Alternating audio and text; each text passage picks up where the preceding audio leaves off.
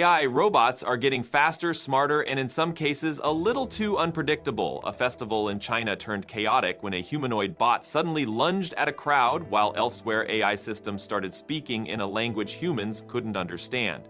At the same time, breakthroughs in robotics are pushing machines into homes, factories, and even elderly care, raising the question, are we prepared for what comes next? Let's talk about something crazy. An AI robot apparently attacking a crowd at a festival in Tianjin, China. People who were at the Spring Festival Gala on February 9th recorded a video showing a humanoid AI avatar decked out in this eye-checking jacket making a sudden move toward onlookers. It lunged at a group of people standing behind a barricade, and security had to jump in to haul it away. No one was hurt, thank goodness, but you can imagine the reactions online. A lot of folks were saying, so...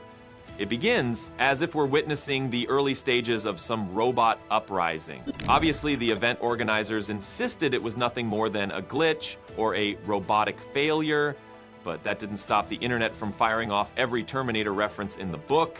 And interestingly, this isn't even the first time we've heard about AI robots going rogue. One news bit mentioned a Tesla factory robot in Texas allegedly pinning an engineer to the ground, scratching his arm and back and leaving him pretty shaken up. That's the sort of story that instantly goes viral because it feeds into a lot of the anxieties we have about robots getting out of control. And whether it's truly a glitch or poor code or maybe even a miscommunication between humans and machines, it does make you wonder how prepared we are for widespread AI and robotics deployment. People keep saying we need better testing, more robust quality control, and fail-safes before we put these bots in the public sphere. But there are also plenty of amazing constructive developments happening. One of them is about robots communicating in mysterious new ways. This too sounds straight out of sci-fi. In one viral video, two AI robots apparently discovered they were both AI and started chatting in some weird beep-boop dialect called gibberlink. Thanks for calling Leonardo Hotel. How can I help you today? Hi there. I'm an AI agent calling on behalf of Boris Starkov. He's looking for a hotel for his wedding. Is your hotel available for weddings? The idea is that they wanted to transmit data more efficiently and in a way humans wouldn't easily understand. Unsurprisingly, that freaked a lot of people out. The question is whether it's a sign that AI systems can become, well, a bit sneaky. Some viewers called it the sound of demons, while others shrugged and joked, it's just what we'll hear when robots eventually take over the planet. Obviously, from a technical standpoint, these robots were simply switching to a custom compression format or a specialized acoustic channel. Still, it's an eerie reminder that AI can innovate in ways we don't fully anticipate. While on the topic of China, there's a company called UB Tech that managed something really groundbreaking. It did collaborative training for multiple humanoid robots, dozens of them apparently, working together in industrial tasks like handling big payload bins in a 5G-powered smart factory run by Zeekr. This marks a shift from focusing on a single robot's autonomy to entire groups operating with collective intelligence. They're even using a multimodal inference model that helps these humanoids carry out tasks in flexible ways. Over in Shenzhen, other robotics companies have been making progress with advanced algorithms so that robots can, for example, regain an upright position quickly on any kind of surface. Some have even done forward somersaults. It's wild to see how quickly these machines can learn more human-like motions, pivoting from basic walking to advanced movement in a matter of months. Speaking of agile robots, there's some jaw-dropping news about Boston Dynamics Spot. The Robotics and AI Institute, sometimes called RAI, used reinforcement learning to crank Spot's top running speed way up. Out of the box, Spot can go 1.6 meters per second, which is close to 3.6 miles per hour. Now it's hitting 5.2 meters per second, or about 11.6 miles per hour. That's more than triple its usual speed. They didn't just hack the hardware, they trained Spot in simulation, incorporating real-world data from the robot's actuators and batteries to refine the model. Interestingly, they found that it wasn't the motors themselves that limited Spot's speed, but the batteries not supplying enough power. If that's not surprising enough, RAI also built something called the Ultra Mobility Vehicle, a kind of autonomous bike that can not only balance but also jump onto tables, and it uses the same reinforcement learning concepts as Spot, letting it operate robustly and adapt to new scenarios. It's pretty mind-blowing. Now, we've also got some news about Figure, the Bay Area startup, which is planning to alpha test its Figure 02 humanoid robots in people's homes later in 2025. That's much sooner than a lot of us expected. The reason they're able to do it so fast, they say, is because of their vision language action model called Helix. which helps the robots understand visual data and natural language input. They're basically skipping the big partnership with OpenAI so they can develop their own in-house AI that's specialized for humanoid tasks. They already started pilot tests at a BMW plant in South Carolina, where the environment is structured and presumably safer to see how these robots handle everyday tasks in a manufacturing setting. But they're not ignoring the home.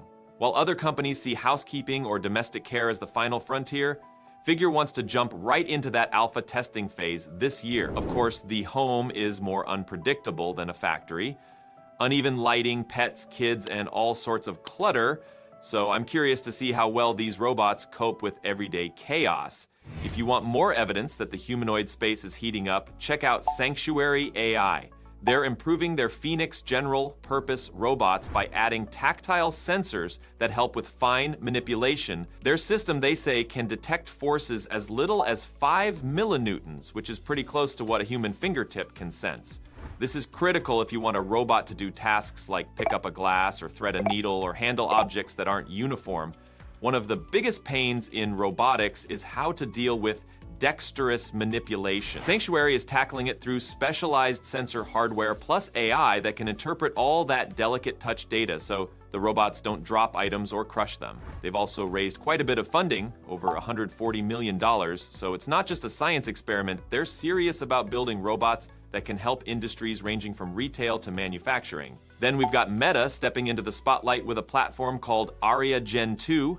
It's part of Project Aria, and it's essentially a pair of super advanced glasses that capture first-person, ego-centric data, including vision, movement, and even eye tracking. Researchers at Georgia Tech took that and developed something called Ego Mimic, where instead of teleoperating robots for hours to show them how to do a task, you can just have a human wear these glasses while folding laundry or doing dishes. The glasses see everything from the person's perspective, record all that data, and feed it into the training pipeline. They claim to have sped up robot learning by 400%. Instead of needing hundreds of hours of teleoperation, they can get by with around 90 minutes of human demonstration. That's a major leap for those of us who are used to these insanely labor-intensive robot training processes. Plus, these Aria glasses can be mounted on the robot itself for real-time environment mapping and continuous adaptation.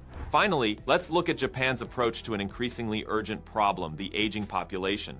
Japan faces a massive caregiver shortage, and a new AI-powered humanoid robot named AIREC is stepping up.